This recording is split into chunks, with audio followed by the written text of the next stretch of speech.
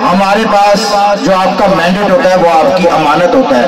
تو انشاءاللہ جو آپ کے مطالبات ہیں وہ میں موٹے موٹے آپ کو آپ کے سامنے گنوا دیتا ہوں. پہلا یہی ہے کہ بی ایچ یوز اور آر ایس سیز کی آؤٹ سورسنگ کی فیز 2 اور فیز 3 کو فوری طور پہ واپس کیا جائے. P H F M C کے جو ملازمین ہیں ان کو 3 سال کا کنٹریکٹ دیا جائے. I R M H C کے جو ملازمین ہیں جن کی ایس این جی 4 سال کی ہو چکی ہے ان کو ریگولر کیا جائے. اپگریڈیشن اور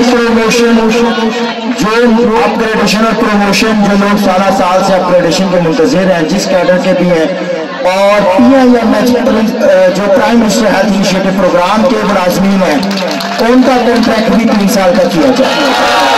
تو یہ جو موٹے موٹے مطالبات ہیں اور ڈیلی ویجز کے اور باقی جن کا 89 ڈیز کا کنٹریکٹ ہے ان کو بھی کم از کم 1 سال کا کنٹریکٹ دیا جائے.